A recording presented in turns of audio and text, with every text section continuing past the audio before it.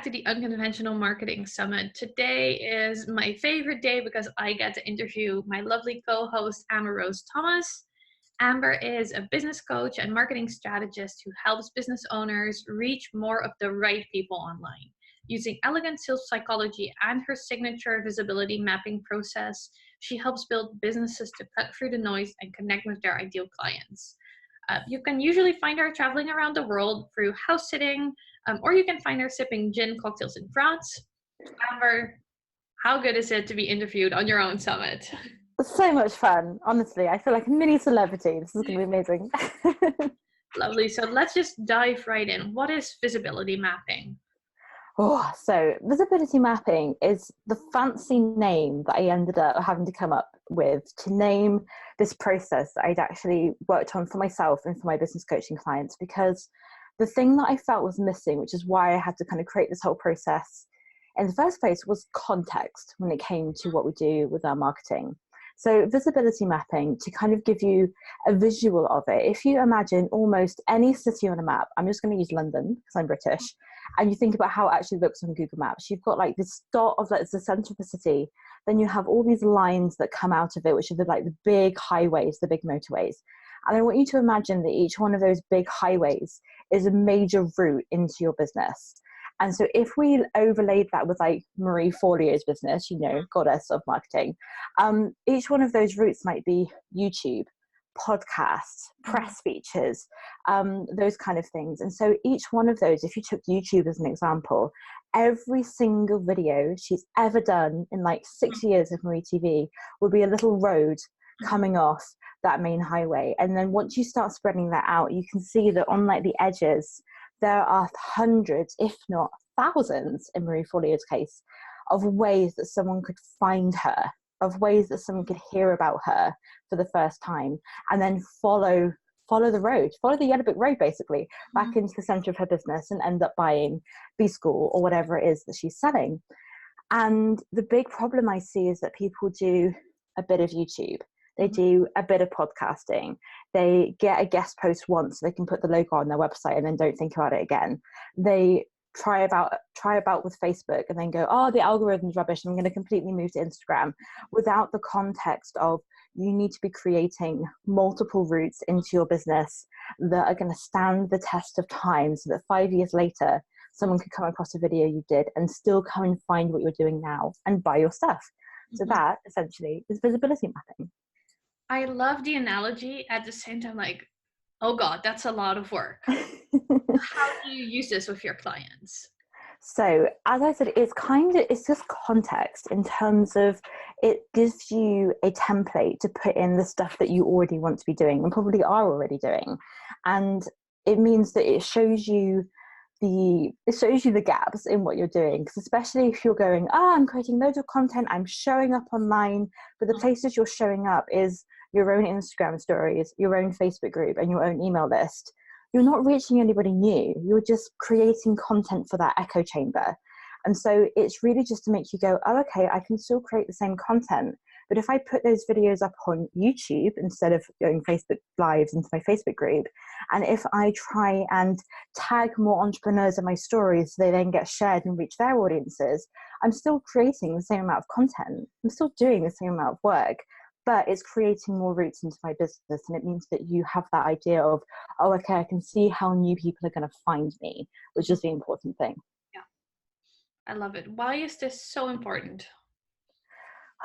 So apart from that whole idea of it being context so that you don't end up just doing more and more and more of the wrong stuff, I think it's more that it just gives you this beautifully strong foundation for your marketing, and that anything new you want to add, you can see immediately where it's going to fit in to the map of what you're already doing. And also it gives you this kind of balance in terms of, are you spending all your time getting in new people, but you're not nurturing the people who are already in your city center? Like, are you taking care of people at every stage on the way in? And I think once you kind of have this, literally I get people to draw this out on paper and go like, this is your map. What are you doing in each place? And if they have this massive gap of, oh, okay, I'm nurturing my existing leads, but I'm not doing the outside bit, well, that's why you have a broken business. And the really interesting thing about that is that, well, it's interesting and annoying in that once you start doing loads of launches, you notice that the numbers are just pretty consistent. Like the averages of conversion rates, they're the same all the time. And you get some people who have really good ones and some people who have really terrible ones. But on average, that whole like internet analogy of you'll have like a 1 to 2% conversion rate, you will have a 1 to 2% conversion rate. And some lucky unicorns will have like a 5 to 10% conversion rate. But once you know that, and you know how many clients you want to get, you know how many courses you want to sell, you know how many retreat spots you want to sell, all you have to do is work it backwards and go, in that case, I need to be getting this many new people into my audience. And the great thing about that is that doesn't necessarily mean email subscribers. It doesn't necessarily mean YouTube subscribers. Like just someone, I mean, I've come along to someone brand new, watched a Facebook Live of theirs and joined their mastermind because I resonated with them. But in that moment, I was a new lead. And that didn't cost anything. It wasn't a massive amount of work on their part. But once you run those numbers, if you're not making the number of sales you want, you can probably trace it back to the fact you're just not being visible enough. So I really want to stress this point, right? Because this means that to sell one spot or one course or one anything, whatever you sell, you need to reach 100 people. And it doesn't necessarily matter if they're on your email list, but you need to reach 100 people. On average, yeah. And the amazing thing about that is, especially when you've got like smaller audiences, because that conversion rate is like a range. Like I'd be surprised if it hit over 5. But because you think it's going to be between 1 and 5, you could have 100 people in your audience and book out a 5-spot mastermind and go, well, your 1% conversion rate is rubbish. But that's not necessarily true. And as it grows, it will average out, because the thing with that is that once you have a smaller audience, the connections you build with those 100 people are going to be so much more deep. They're going to be so, you're going to feel like they're internet friends. Like you're going to see their names pop up on your email list and be like, I know you from the internet, right? This is what we do.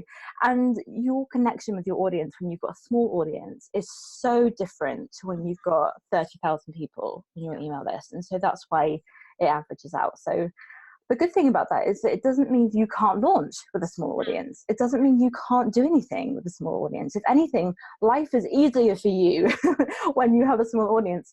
But running the numbers means that you don't have to sit around and wonder why it's not working. You can kind of go, well, that's why. And 99.9% of the time, it's just a numbers thing. Yeah. I think that's a very important message. So if we're now, everyone's doing the math in their head and everyone's like, shit, not enough people.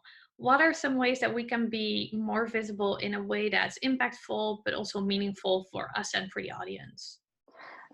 So this is what I think is like my favorite part about visibility mapping is that because it's the framework, you can put anything you want in it.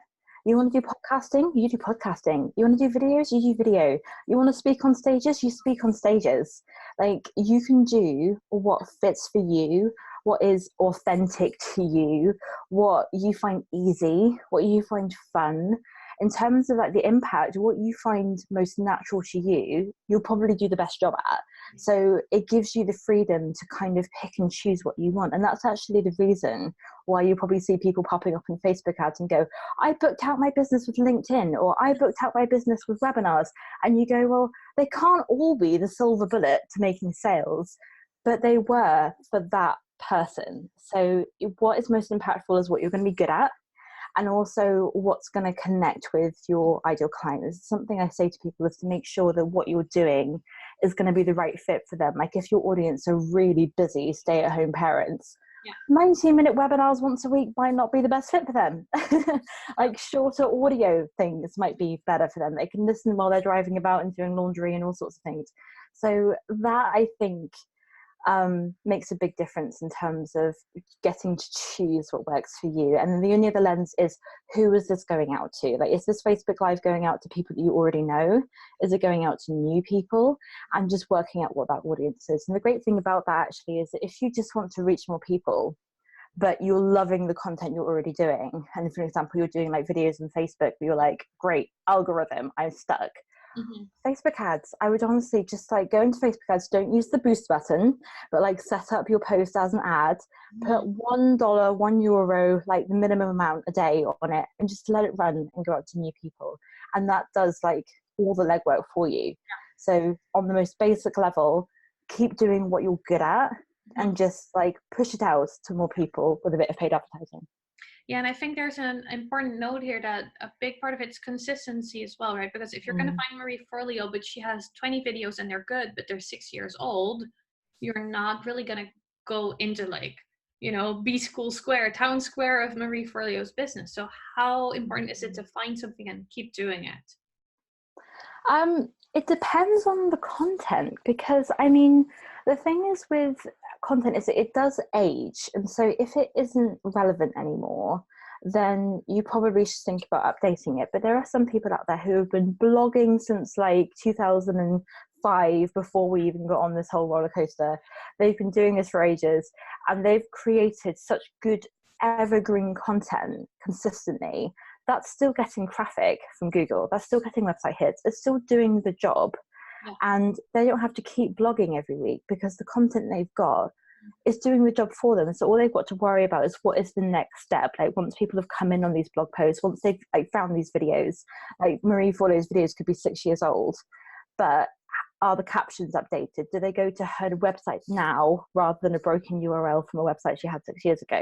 So you can make the most of what you've been doing over a long period of time, which is great because it layers, the impact layers, rather than you having to start fresh every single month with new content. Great, I love that. Let's talk a little bit about sales psychology. How does this come into play in the whole story? Oh, I think the thing with this is actually what we found so much with when we've been doing some of these interviews, in terms of like there are certain things that just work, and I think sales psychology is often the reason why they work.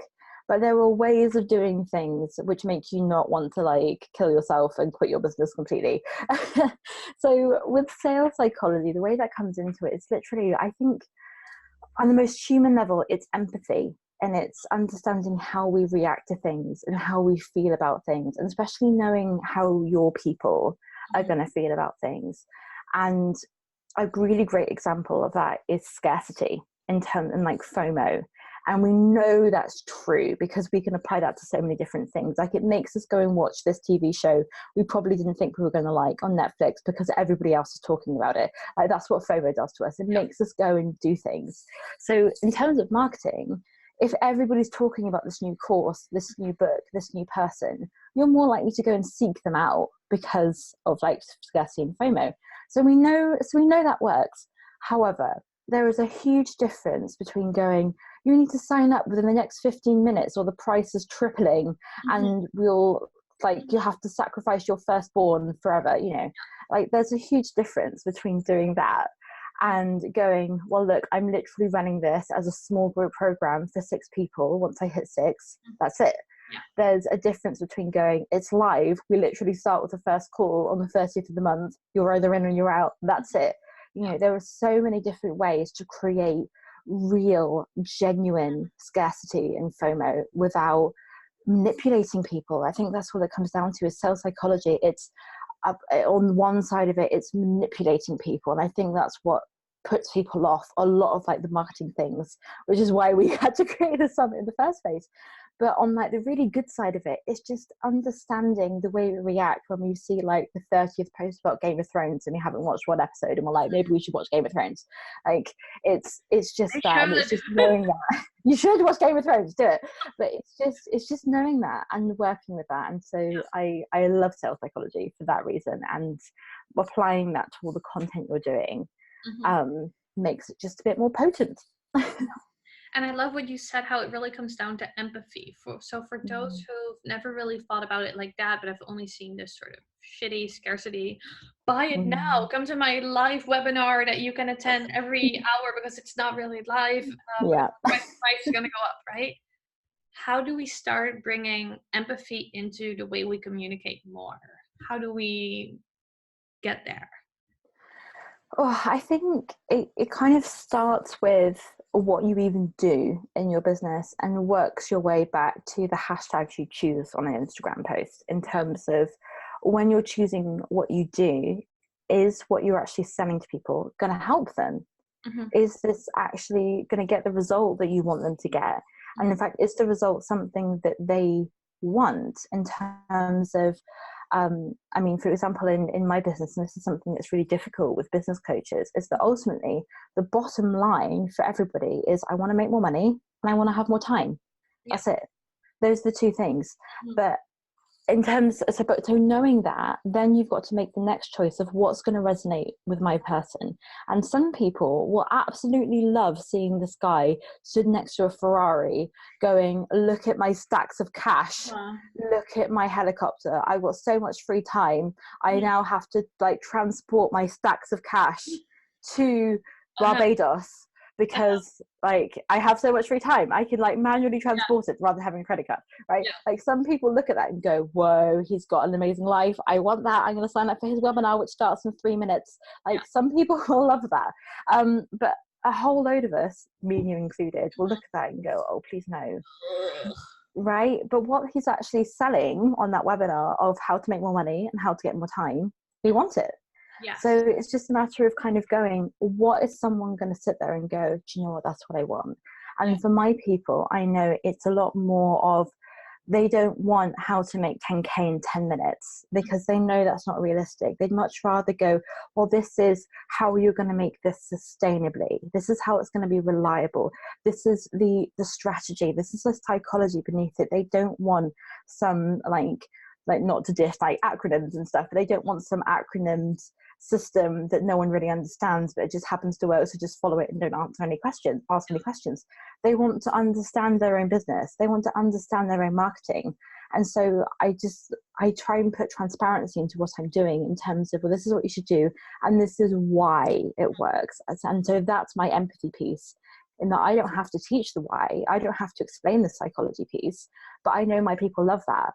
And so that's why I put it in. And so that's why when I get down to hashtags, I'm probably not going to use the hustle and like bros on tour. I might use like, you know, freedom-based business, you know, because, you know, it's a whole different group. And so it's literally just going, if my ideal client was my best friend, what's she going to like? And making decisions like that. I love it. I love that. I think if you treat your clients like your best friend, you're going to be in business for a long time. We should hope so. Yeah. And you'll have more fun. Like, who doesn't want to do business with people they actually like? I feel guilty when I say I love 99.9% of my clients. I freaking love them. And you almost feel guilty because it's supposed to be hard. Right. Yeah, for sure. I mean, I feel like sometimes I've had clients come along who actually I'm like friends with you on the internet. Like, I feel like I know you. And the great thing about that is I can get on calls with them and talk about like business and say, but wait, first, did you watch Game of Thrones this week? And we can have those like moments before we dive into work, because we know each other and because we have that personal relationship. And that's just how I do business, and that's how we want to treat each other. Like, that's how I would want to be treated. And so that's how we do business with people who we're friends with, which is just great fun. So much more fun. So maybe we've kind of gone into a couple of them, but what is the one pro marketing technique that really makes you roll your eyes, throw up a little bit in your mouth, like, ugh? Gosh. To be honest, I think it's trying to sell the dream that isn't real, because more money, more time, we know that. But I want to see what that actually looks like for the average person. I want the reality version of that.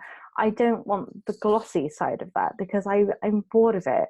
I'm bored of like people dressed in designer clothes on a MacBook Pro outside a cafe, because no one works like that. Yeah.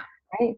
No one does most of their work outside a pretty cafe in London. Like, no one does that. And so they look pretty for branding photos. But if that is the only thing you show as the dream for what you're creating, it just feels a bit disingenuous. And I think that applies to everything from Ferraris to, you know, frappuccinos. So yeah, the overselling of the dream it makes me go, oh no, please no. I love that. Good answer. And how in your own marketing are you planning to be unconventional and the opposite of all the shitty stuff we just talked about in this year? Well, actually, this is kind of a good moment for it. I recently scrapped the launch of a podcast that I've been working on for probably the better part of 18 months. Mm-hmm. And the reason I scrapped it was because even though, like, strategically it might have fitted into my visibility map, I knew from doing my own map that I was missing a piece that would reach out to new people, where I could easily interview other entrepreneurs and then access their audiences. So for me, I knew a podcast was a strategic good move. Mm-hmm.